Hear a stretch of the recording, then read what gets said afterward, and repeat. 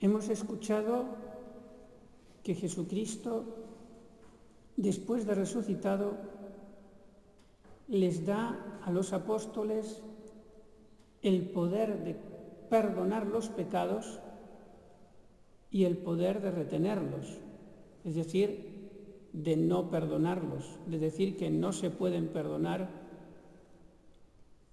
no por falta de la misericordia de Dios, sino por falta de arrepentimiento del pecador.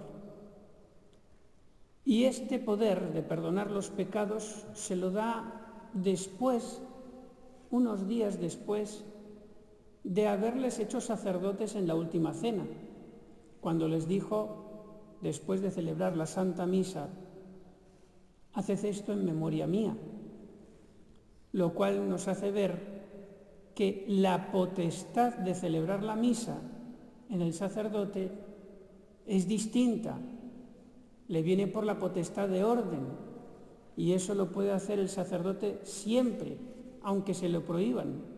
Lo podría hacer aunque peque, el celebrar la misa. Pero el perdonar los pecados en nombre de Dios es un poder distinto, no es por la potestad de orden, sino es por la potestad de jurisdicción que otorga la Iglesia a los sacerdotes, que les da el poder de perdonar los pecados en nombre de Dios. Y esto sí que se lo puede quitar la Iglesia de tal manera que, aunque el sacerdote intentara perdonar los pecados en la confesión, no podría, si es que la Iglesia se lo impide.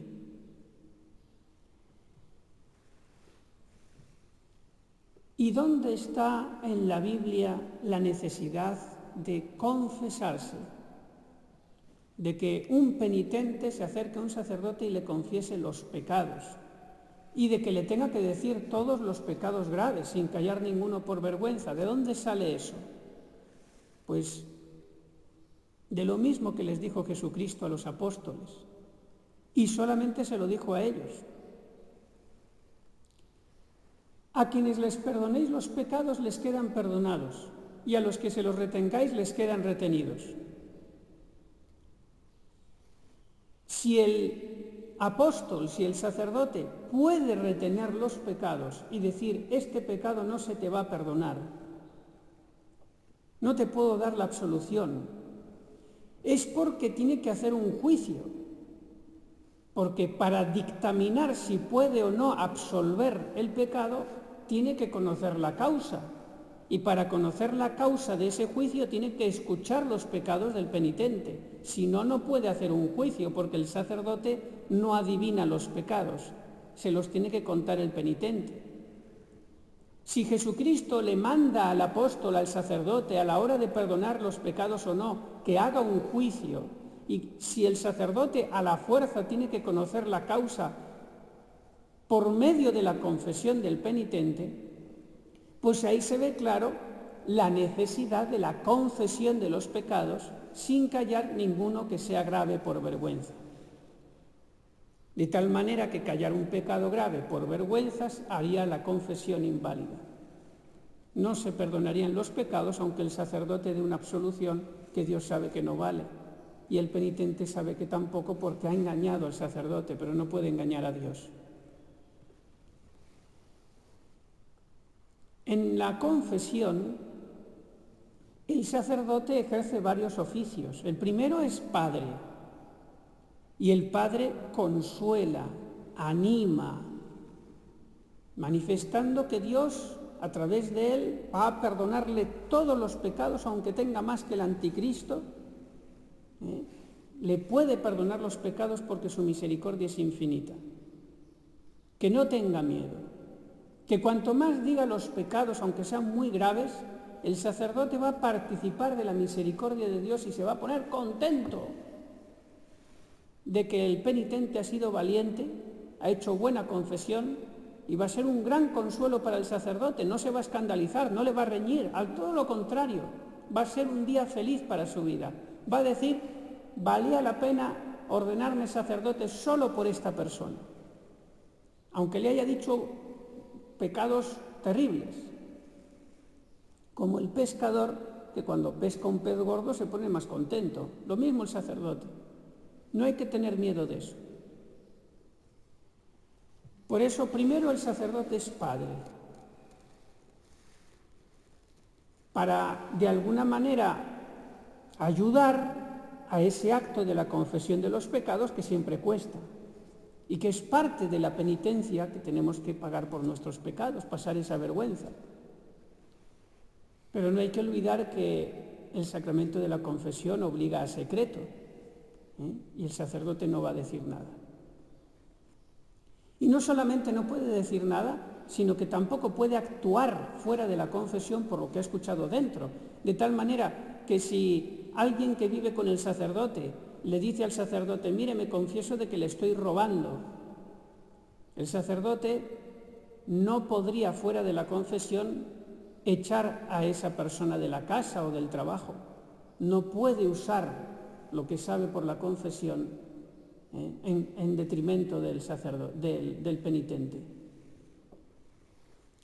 También tiene el sacerdote el oficio de médico y es para aconsejar al penitente lo que más le conviene para remedio de sus pecados, para bien de su vida espiritual. Y a veces el médico tiene que decir cosas que cuestan por el bien del enfermo.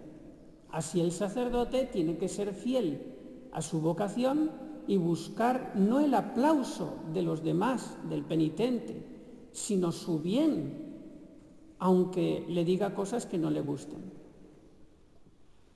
El sacerdote también tiene que ser maestro, es decir, enseñar lo que está bien y lo que está mal.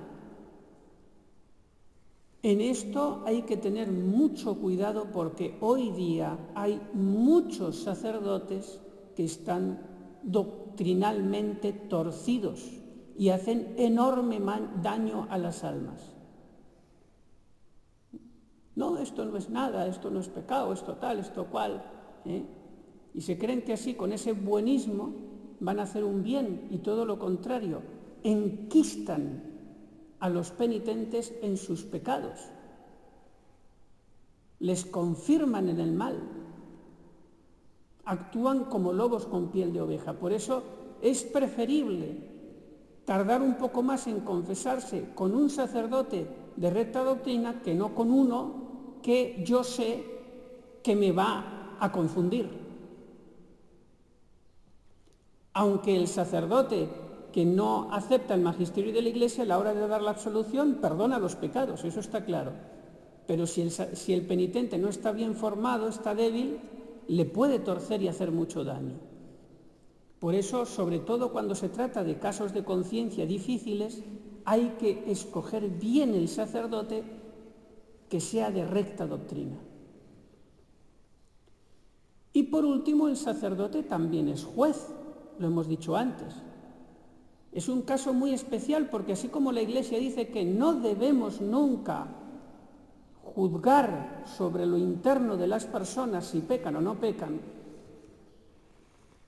podemos juzgar que exteriormente han hecho algo malo, pero interiormente solo lo sabe Dios. En cambio, el sacerdote dentro de la confesión, como actúa en nombre de Cristo, sí que debe juzgar lo interior de las personas, si pecan o no pecan, para saber si tiene que dar la absolución o no y qué penitencia poner. Y en ese juicio que tiene que hacer, lleno de misericordia, porque si está arrepentido el penitente le va a absolver, es el único tribunal en el mundo que acusándose el culpable resulta que es absuelto, el único. Pues en ese juicio es necesario que el penitente primero acepte el magisterio de la Iglesia, porque si no puede ser pecado grave. Voy a leer aquí un documento del magisterio de la Iglesia para afirmar esto, porque hoy día esto casi no se dice y hay tanto sacerdote, obispo y hasta cardenal que dicen barbaridades y se quedan tan panchos y luego celebran misa y eso es pecado grave. Dice el Directorio para el Ministerio y Vida de los Presbíteros, número 57 de la Sagrada Congregación para la Doctrina para el Clero. Esto es magisterio de la Iglesia. Dice: la obligación de adherirse al magisterio en materia de fe y en moral está intrínsecamente ligada a todas las funciones que el sacerdote debe desarrollar en la Iglesia. El disentir, es decir, no estar de acuerdo en este campo del magisterio de la Iglesia, debe considerarse algo grave, pecado mortal, en cuanto que produce escándalo y desorientación entre los fieles. Todos los católicos en magisterio tenemos que ir a una, aunque haya cosas que no entendamos. Así que si un penitente, aunque no lo diga el sacerdote, no está de acuerdo con el magisterio de la Iglesia, no se le perdona el pecado, porque eso es algo necesario. Y por último, tiene que estar arrepentido. Y una de las señales más claras de que el penitente está arrepentido es que quita la ocasión de pecar. Si tiene una ocasión de pecar que le ha hecho caer muchas veces y que ve que no puede con ella, y la mayoría de las veces que se pone en esa ocasión vuelve a pecar, por ejemplo, tener acceso a pornografía, o ir con ciertas amistades o a ciertos sitios que seguro que va a pecar, o muy probable, entonces tiene que quitar la ocasión de pecado, porque si no quiere, tampoco se le perdonarían los pecados. Pudiendo hacer el quitar esa ocasión y no la quita, no hay arrepentimiento. Dijo Santa Teresa de Jesús, escribió a los sacerdotes en su tiempo: prediquen mucho sobre hacer bien la confesión y sobre las confesiones sacrílegas, porque hay muchos que se condenan o por no confesarse o por confesarse mal, sacrílegamente, callando pecados por vergüenza, no aceptando el magisterio de la Iglesia o no queriendo quitar ocasiones de pecar graves que les atan al pecado.